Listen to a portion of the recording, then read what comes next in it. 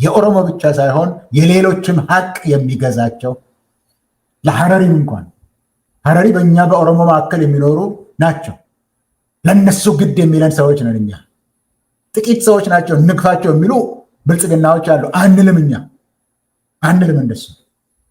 አሁን የድሬዳዋን ያነሳሉ፣ የእንትኑን ጉዳይ ያነሳሉ። እኛ ከህዝቦች ጋር እንዴት እንደምንኖር እናውቃለን። ከሐረሪም ጋር እንዴት ስንኖር እንደነበረ ምልክትም ለፌዴራሊዝም መሳካት ምልክት ልታደርገው የምትችል ነው የሐረሪ ጉዳይ። የድሬዳዋ ጉዳይ ለፌዴራሊዝም ምልክትና መመሪያ አስተማሪ ልታደርገው የምትችል ነው። ኦሮሞና ሶማሌ እንዴት አድርገው አብረው እንደሚኖር እነዚህ ስለመጡ ተሸብበው ወደዛ ይመለሳሉ ማለት አይቻልም። ፕሮፓጋንዳ ነው ያልኩት ለዚህ ነው። መታየት ያለበት ለሌሎቻችሁ ሁሉ ሲናገር ኦሮሞ ሊመጣብህ ነው ብለው ሲነግርህ እንደነበረ ለአማራ ክልል ያው ነው፣ የተለወጠ ነገር የለም። ኤሊቱን ግን ያለውን ሊሸብብ የሚችል አይደለም። በጦርም እየተዋጉ ያሉ አሉ። የኦላ የኦሮሞ ነፃነት ሰራዊት እየተዋጉ አሉ። ለዛም እድል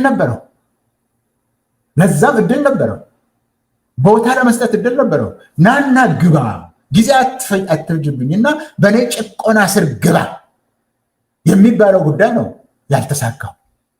ያልተሳካው። እነ ጃልመሮን ታንዛኒያ ላይ ይዘህ እነ ጃልሰኝን ግን ና ግባ ስትል ነው ያልተሳካው። ከገባ በኋላ እነ ጃልሰኝ ሆነላቸው እንዴ? ከነሱ መካከል ጥሩ አዛዦችን ያውቃል የሚባሉትን ከገቡ በኋላ ወጥተው አልረሸኑም። በዚህ ምክንያት እየሆነ ያለው አሁን ስለ አዲስ አበባ አካባቢ ነው አንተ ያነሳው። አዲስ አበባ አካባቢ ማለት ምስራቅ ሸዋ፣ ምዕራብ ሸዋ፣ ሰሜን ሸዋ ማለት ነው።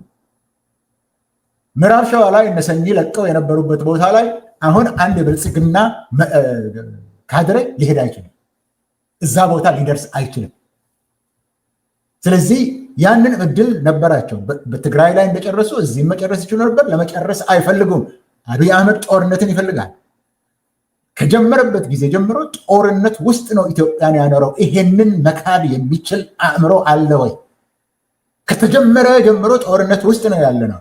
በጨለማው ዘመን በኢህአዴግ ጊዜ ይባላል 30 ዓመት በህወሓት ባስተዳደረ ጊዜ እኮ መረጋጋት ነበረ። በሀገር ውስጥ ስንመላለስበት ነበር። አንተም ኖረ ስታስተዳድርበት ነበረ። መረጋጋት ነበረ። ሰሜኑ የሚያመጣብኝ የኢህአዴግን አይነት አስተዳደር ከሆነ ይምጣልኝ። ለኔ እንደዛ ከሆነ ይምጣ። ኦሮሞ በባህሉ ኮርቶ በአስተዳደሩም የራሱን ክልል ኖሮት የሚሻሻል ነገር ሊያሻሽል በሚችልበት ጉዳይ ላይ ከሆነ ያ ከሆነ የህወሓት የጨለማ ዘመን ከአሁኑ ጋር ሲወዳደር ከሆነ ያኛው አያስፈራኝም። የነሱ መምጣት አያስፈራኝም። የነሱ መመለስ አያስፈራኝም። 7 ዓመት በፊት ነው የነበረ። 7 ዓመት ወደ ዩኒቨርሲቲ ስንመላለስ ስንሰራ አንተንም እዛ ስንገናኝ ነው የነበረው። መረጋጋት ነበረ። እስከ ደምቢዶሎ ድረስ ተመልሼ ይመጣ ነበረ። አሁን ከሱሉልታ ማለፍ የማትችልበት ነው።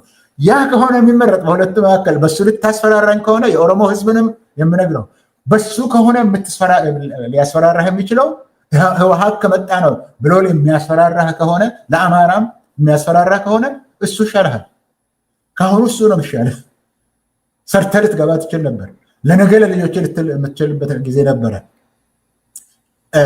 ንግድህን የምትነግድበት የምትንቀሳቀስ መሰረተ ልማት የሚሰራበት ነበረ። መረጋጋት ሙሉ ለሙሉ ሰላም ነበረ ባትል መረጋጋት የነበረበት ሀገር ነው። በዛ ማስፈራራት አይቻልም ልልህ ነው። አመሰግናለሁ። ስለዚህ አሁን አብይ ለማስፈራራት በአንድ በኩል ኦሮሞን መሸወድ የሚፈልግ ያ አካሄድ አለ፣ አይተናል። ያ ደግሞ ጊዜው ያለፈበት ጊዜ ነው። አሚን አይችልም ከዚህ በኋላ። በኦሮሚያ ውስጥም ተዳክሟል። ብዙ ወረዳ አካባቢ ወደ ገጠር ሂዶ አያስተዳድሩም። ሱሉልታን በቅጡ ማስተዳደር ያቃተው ስርዓት እኮ ነው። ሱሉልታ ማለት እንግዲህ እዛው ከአዲስ አበባ ጋር የምትዋሰን ወረዳ ነች። እዛ ውስጥ እኮ ነው የኦሮሞ ነፃነት ሰራዊት በየጊዜው ዜና እንሰማለን ምን እንደሚደረግ። አጠቃላይ ግን ቁጥር አንድ የኦሮሞ ጭራቅ የኦሮሞ ጠላት አብይ አህመድ መሆኑን የኦሮሞ ህዝብ አሁን ያውቃል። ሰሜን ያለው ወንድሞች ናቸው። አማራ የኦሮሞ ወንድም እህት ወንድማማች ህዝብ፣ ትግራዋይ የኦሮሞ ወንድማማች ህዝብ። ማን ነው የሚከለክላቸው አዲስ አበባ ለመምጣት? አገራቸው ነው። አብይ እኮ ትግራይን ገፍቶ ሂዱልኝ ብሎ ህገ መንግስቱን ጥሶ አባሮ ከፌዴሬሽኑ ግን ትግራይ ህዝብ አንሄድም ብሏል። ይሄ ነው ሀቁ። አንሄድም አብይ አህመድ ስላባረርከን ከፓርላማ ከፌዴሬሽን ከባጀት ከሁሉም ከኢትዮጵያ ምድር ስላባረርከን አንሄድም ነው። ይሄ ነው እኔ የምረዳው። የትግራይ ህዝብ አንሄድም አብይ አንተ ነው የምትሄደው ካሉ እኔ ከትግራይ ህዝብ ጋር ደረቴን ነፍቼ አብይ አህመድ ኦሮሞ ስለሆነ ስለዚህ ስለ ብሔሩ ምንም አያገባኝ። እኔ የኔ ወንድም የሆነ ንጹህ አማራ ህዝብ ነው እንጂ አብይ አይደለም። አብይ ለኔ ገዳይ ጭራቅ ነው። ለኔ የሚቀርበው የአማራ ህዝብ በድሮን እየተጨፈጨፈ ያለው ህዝብ ነው። እኔ ይሄ ሰብአዊነት ነው፣ ዜግነትን ብቻ አይደለም። ምንም አንተ የፈለከው ሀገር ዜጋው ጫፍጫፊ ገዳይ ለምን ወንድሜ አይሆንም? የአባቴ ልጅም ለምን አይሆንም? የኔ ጠላት ነው የሚሆነው። ይቅርልኝ ኦሮሞ ምን አብይ የሚያወራው ተውሱ። ስለዚህ አሁን እየተካሄደ ያለው ይሄ የኦሮሞ መንግስት ምናምን የሚባል ወራዳ የሆነ አስተሳሰብ አብይ የሚያራምደው አስተሳሰብ ውሸት፣ የትም አይደርስም። ስለዚህ አሁን ኦሮሚያ ላይ ከኦሮሞ ኃይል ጋር አብይ ይነጋገራል የሚባለው ውሸት ነው። አይቻልም። አብይ አህመድ ጸረ ኦሮሞ የሆነ ሰው ጸረ ኦሮሞ የሆነ ስርዓት ገንብቶ ኦሮሞን እየጨፈጨፈ ያለው ኦሮሞ በታሪክ እንደዚህ ተጨፍጭፎ አያውቅም። በታሪክ አማራ ህዝብም ይሄንን አይቶ አያውቅም። እንግዲህ የኢትዮጵያ ታሪክ ያጠናን ሰዎች ትግራይ እንደዚህ ጄኖሳይዳል የሆነ አሁንም ዳግማዊ ጄኖሳይዳል ለማካሄድ አብይ ሴፉን እየወለወለ ያለበት ጊዜ ነው። እዚህ ላይ ነው እንደ ከአብይ ጋር የሚሰራን። ለምን ፋኖ አይደለም ሰይጣን ነው ሚልኬሳ ለምን አይልም እያለ ነው።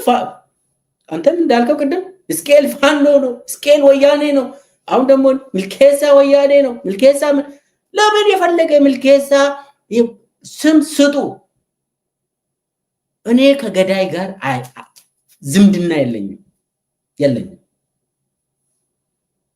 ያበቃበት ዘመን ነው። የጋራ የሆነ ጠላት አብይ አህመድ ይባላል። እሱ ላይ ነው የምናጠነጣጥረው። ስለዚህ የኦሮሚያ ጉዳይ ይሄንን ካልን በኋላ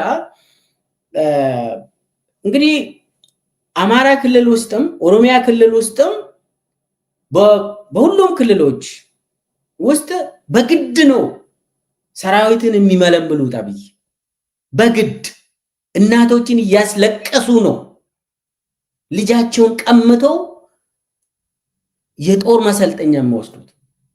በየ6 ወሩ ካድሬው ተመድቦ በየወረዳ ሂዶ እንደ ዱር እንስሳ በጉልበት እያሳደዱ ከመንገድ ላይ ከትምህርት ቤት ከገበያ ከቤተ ክርስቲያናት እንደዚህ እየለቀሙ ወታደር እያደረጉ ነው። አሁን ቅድም ብርሃኑ ጁላ ቅድም ያለው ለትግራይ ብሎ እንደዚህ ቲዲኤፍ ምናምን እንደዚህ ያደርጋል፣ ወያኔ እንደዚህ እናቶችን እያስለቀሱ ነው ብሎ ያወራው ራሱ የሚያደርገው በተለይ ደግሞ በኦሮሚያ ክልልና በአማራ ክልል ራሱ የሚያደርገው ነው። ከዚህ የተገነባ ሰራዊት ምን አይነት ሞራል አለው? አንዱ ጥያቄ። በኦሮሚያም በአማራ ክልልም በዚህ ሁኔታ የተገነባ ሰራዊት የአብይ ሰራዊት የት ይደርሳል? አንዱ ጥያቄ ነው። ሁለተኛ ደግሞ ከአብይ በሰላም ገብታችሁ ከኔ ጋር ስሩ፣ እኔንና ጌታቸው ረዳን ያየ ሰው አብይ አህመድ አይደራደርም ብሎ ማሰቡ ይገርመኛል ብሎ ፓርላማው ራሱ ስቋል። ከዚህ ምንድን ነው የምንረዳ? ስምምነት የሚባል ለአብይ ምንድን ነው? ያው እሱ ባወራ እንትን ያችንም ቪዲዮ አለኝ ላጫውታትና ሐሳብን ትሰጣለህ። ለመንግስት ምን ተከተል ያላችሁ እንደሆነ አንደኛ ችግር አለብኝ የሚል የትኛውም ኃይል ጋር መወያየት ነው። ለምሳሌ ሸኔ ጋር ተወያይተን ከፊል የሸኔ ኃይል በሰላም ገብቶ ስልጣን ላይ የሉ አልተወያየንም። ከትግራይ ወገኖች ጋር ተወያይተን ከፊሎቹ ጋር በጋራ የሚያይ ሰው አሁን ይሄን መንግስት አይወያዩም ብሎ ቢያስብ አይገርምም? ይችላል። የግል ጉዳይ አይደለም። በእኔና በኤክስ በእኔና በዋይ መካከል የግል ጉዳይ አይደለም፣ የሀገር ጉዳይ ነው። በሀገር ፍላጎት እስከተግባባን ድረስ የግሉን ቸል ማለት ያስፈልጋል ብለን ስለምናምን ነው እንጂ የለም እኮ እንደዚህ አይነት ባህል። አሁን እኛ የምናደርገው ባህል እኮ አናውቀውም። ካሸነፍክ ነው። የአማራውም ሸለቆ አባይ፣ የኦሮሚያውም ሸለቆ አባይ ተወያይቶ የመጣውን ተቀብለናል። ተላላኪ ናቸው እነዚህ፣ ግን ዓላማ የላቸውም። ታገልኩለት የሚሉትን ህዝብ እየገደሉ ልማት እያደናቀፉ ማዳበሪያ እንዲሄድ እያደረጉ ታገልኩልህ ማለት ምን ማለት እንደሆነ እናንተ አስቡት። እኛ አሁንም ክፍት ነው ለመወያየት። ማንም ሰው በሰላማዊ መንገድ ህግና ስርዓት አክብሮ ይመጣ ከሆነ ለመታረቅ አይደለም አብረን ለመስራት ዝግጁ ነን።